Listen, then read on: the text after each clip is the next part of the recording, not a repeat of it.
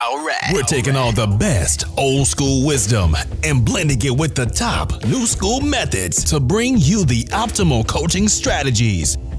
This is the 80-20 Baseball Podcast with Coach Bo. Welcome, 80-20 Baseball coaching community. Great to be here with you this week. Our weekly get-together where we come together for an efficient podcast that moves quickly, and we focus the majority of our time on the big needle movers so we can master the 20% of baseball, the 20% of youth baseball that's going to yield 80, 90, 95% of the results of our success, of our team success, of our players' success. Always great to be here with all of you. We got a packed show today with the following: a great strategy for setting up team goals for the upcoming season and for any future seasons. And we'll discuss the most common flaw that comes with this and how to avoid it. I'll share out my thoughts on a discussion I had last week on X with some other coaches and parents in the youth baseball community about a topic I think is very important moving forward. So we'll dive into that. We have our top 5 coaching tweets of the month, and I'll definitely add my thoughts on those and tie those in to what we're doing to be better baseball coaches, better youth baseball coaches. I'll share with you something I saw the other day in a behind the scenes video for the Atlanta Braves, a behind the scenes spring training video. And while it wasn't something that was talked about on the video, it's something that I noticed going on in the background that we'll hit on and discuss how we can use that strategy, that practice training method, not the specific one, but the mindset they're using to help our youth players be much better come game time. I also have a great coaching quote for all of you. And before we dive in, if you wouldn't mind, the best way you can give back and support this podcast is to share it with your friends or family, other coaches you know. And the next best is to leave a review on your podcast app. And the third best is just give it a quick rating. Those help get it in front of more coaches. And I do think we have a great message here, and all the feedback I get from all of you via email, direct messages on X, FKA Twitter, have shown that it is making a positive impact with those of you that show up each week. I've put over 1,000 hours into this podcast. The prep and recording for this episode is usually an hour and a half. It's always about an hour and a half, but the editing of the podcast takes just as long. And so it's about 4 hours each week for this podcast: prep, recording, editing, and then putting it out there, publishing it. So the best way to support this podcast and keep it rolling is to share it, send out the link, or write a review, leave a quick rating on your podcast app. All right, let's dive in. Check that. All right, let's dive in. Setting team goals for the upcoming season. Last week, we discussed helping players set preseason goals for themselves. We discussed 5 categories: hitting, pitching, defense, base running, and being a good teammate. 5 goals, 1 for each category. At first, you might think, Coach, that's a lot of goals. Why 5? You know I'm a big fan of less is more. Those 5 categories are set up so they will only be doing one of those categories at a time, with the caveat that being a good teammate can stretch across the entire practice, across all drills and everything. But they could be a good teammate during a water break. They could be a good teammate before practice and after practice. So by doing it that way, each player has 1 goal to focus on at any given time. For team goals, I think the number 1 flaw that teams and coaches set forth at the beginning of the season is they make their main goal, their goal that becomes their focal point, something to the effect of, we're going to win 20 games. We're going to finish in first place. The goal is to win the championship. The goal is to win that tournament. And like our player goals, I highly recommend setting forth team goals that focus on in the moment, process-driven goals. Goals that are actions that can be seen and done and achieved at each practice or at each game, during each drill. A couple that I like: our team will have 0 players. We will have 0 incidents of players going half speed. In other words, not going full speed. Now, this is a season-long goal, but the focus is going to be on every at-bat, every game, every practice, every scrimmage. Another way of wording this goal is there will be 0 times this season, whether that's in practice, a scrimmage, or an official game, where any of us do not go a full hard 60 or 70, 80, 90, whatever the distance is to first base. We will hustle on every single fly ball pop-up that we hit. Another good goal is during the throwing routine, for example, we will not talk about anything other than the throwing routine and getting better as baseball players with regard to throwing. Throughout the season, we will have no random conversations during the throwing routine. Here's a great goal that will definitely help our players become better people, better human beings. Our team will never leave the dugout in worse shape than we found it. That goes for practice and games. We will never leave the dugout or the field in worse shape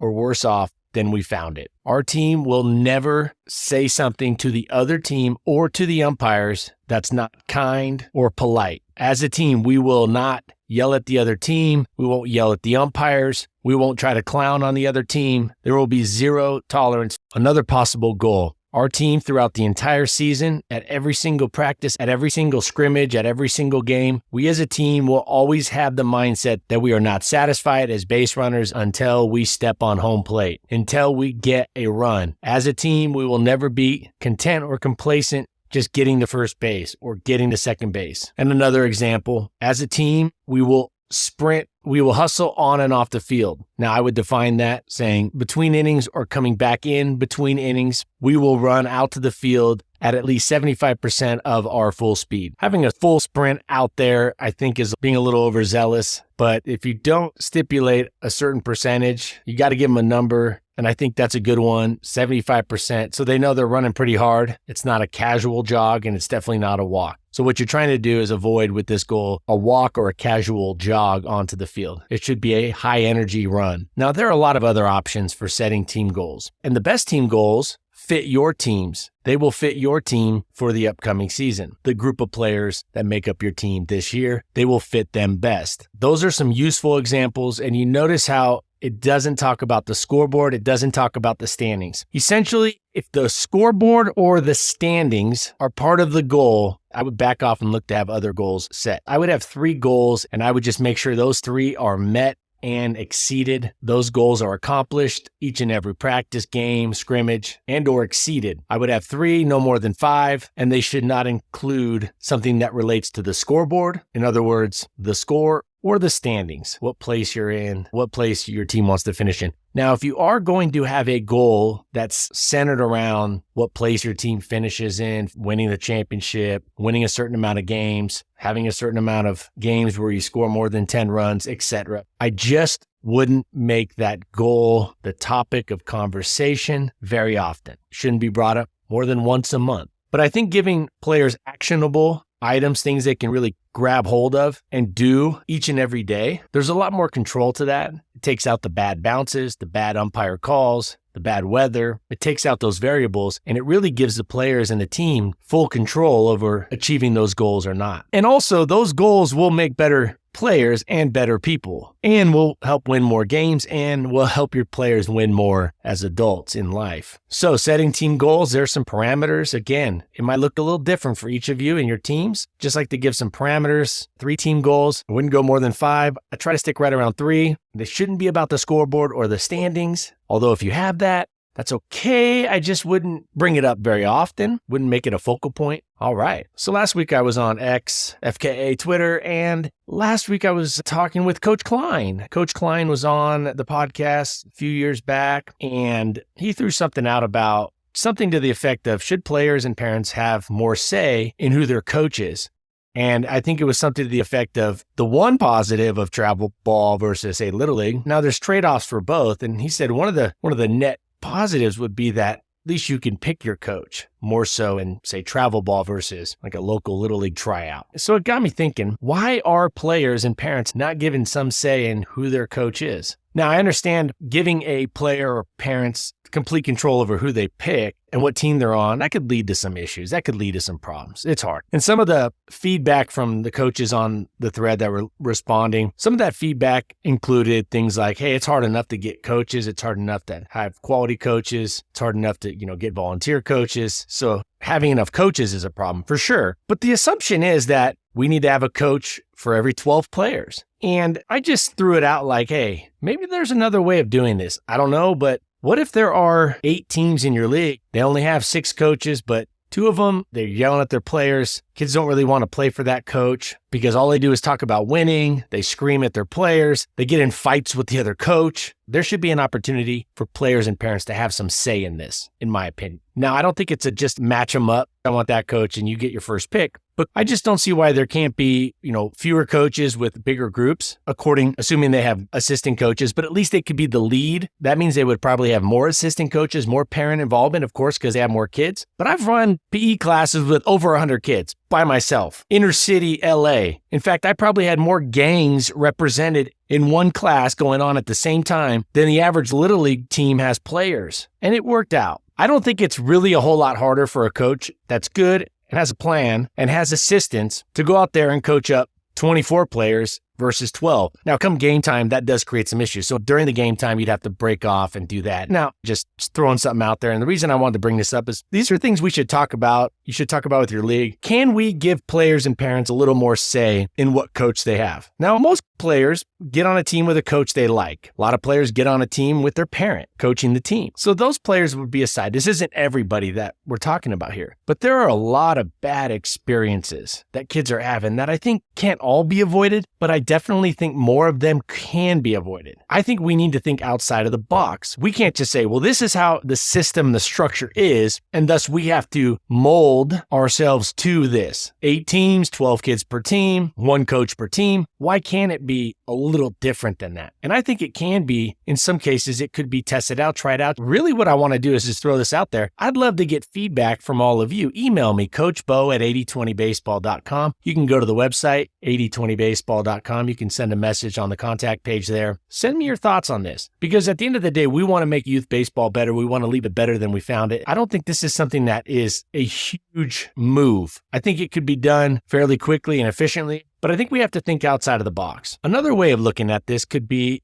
you keep one manager for every, say, 12 kids. There's 8 teams. And for the players that aren't playing for their own parent isn't coaching, for those players that are just kind of going into the draft, into the tryout without a team, why can't they, when they register, say, I don't want to play for that coach? I think this drives the competition up a little bit too. Like if you know kids can say no to your team. Now, in a lot of cases, coaches are new. It's their first year. They're moving up a level. But a lot of coaches are known, and a lot of us know who the coaches that yell at their players, yell at the umpires, try to fight the opposing coaches. I saw Cam Newton getting into a fight. Now, I don't know the whole behind the scenes, but come on. It's a youth football from what I understand. Punches being thrown. Come on. That's ridiculous. So why can't players, more specifically their parents, have some say in what coach their kid plays for? The players and parents could say, hey, we're not playing for that coach. And they could just put it on the registration. It doesn't need to be something that's vocalized. And at the end of the day, if they have good reason, there shouldn't be anything to hide from that. You say, hey, I don't want my kid playing for you. I see you cussing at your kids. I see you yelling at the umpire every game. So anyways, I'm throwing this out there. Give me your feedback on this. What are some things that we could do that are practical, reasonable, and could be efficiently implemented in little leagues so we can make it a better experience, so we can reduce these bad experiences that, a good handful of players are having in each league each year? I think if coaches know that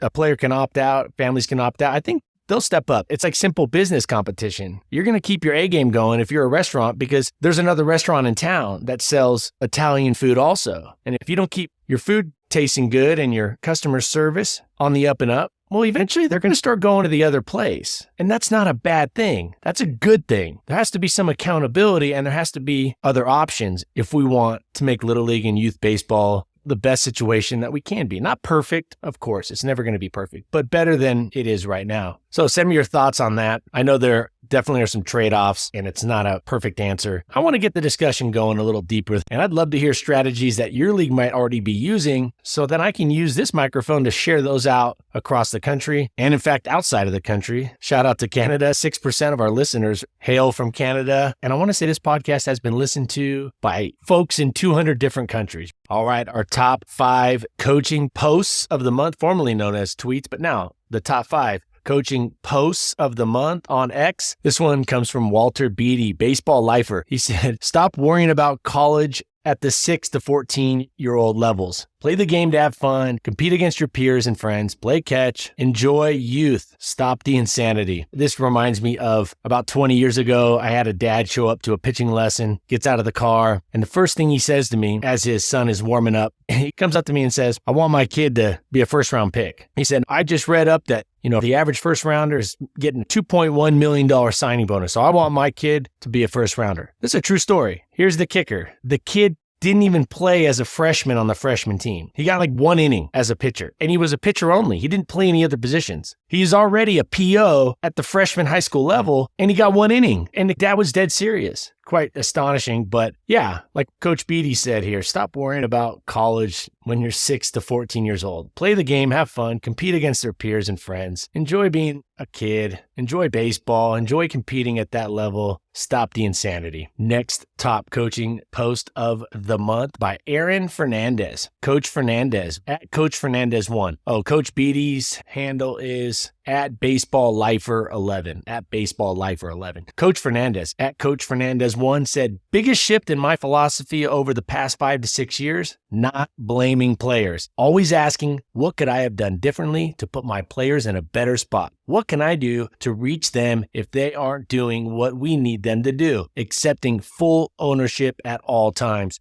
Goes back to Jocko Willink and Leif Babin's phenomenal book, best-selling book, Extreme Ownership. Although I've said I like his other book better, and I'm looking right at it right now, Leadership Strategy and Tactics. Here's another one. This one is by Professor Feynman, a quote by at Professor Feynman. Richard Feynman, a well-known scientist, professor. This quote really hits home and humbles us, and I think is extremely useful. I think kids should be shared this message over and over again coming through grade school and high school. Now, I will say this account is obviously not run by Professor Feynman. I don't know if I'm saying that right, but I'm sure a lot of you know what I'm talking about. Anyways, this is somebody who took up this account and just posts quotes of his. And this quote, the more you learn, the more you realize how little you know.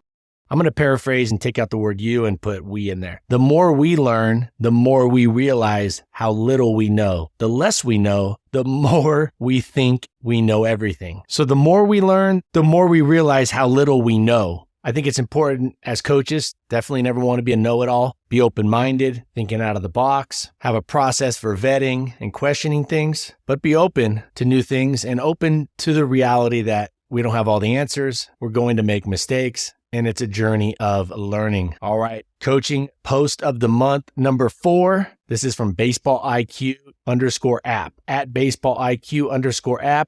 Bobby Witt Jr.'s reset process. Bobby Witt Jr., pretty special player, fun to watch. Bobby Witt Jr.'s reset process. Number 1, take a step out. Number 2, find a small spot on the bat. Number 3, take a deep breath. Number 4, tell yourself something positive. Number 5, get back to work. So this is if you swing at a bad pitch, you missed your pitch, missing a pitch that should have been hit or looking foolish on a pitch. That's a 5-step reset process of Bobby Witt Jr. shared by at Baseball IQ _app. Step back from the box, find a small spot on your bat, take a deep breath as you focus on that small spot. Tell yourself something positive, and then get back in and get back to work. And coaching post of the month, number 5, Max Price. At Mr. Max Price said, quote, I've found that the longer I coach, the less time I spend, quote, coaching, and the more time I spend just creating environments, asking questions, and then adjusting the environment from there, end quote. That's a fantastic piece of advice. I think that's so important. It's very encouraging as a young coach to know that you don't have to know everything about coaching. Obviously, learning more can be super valuable,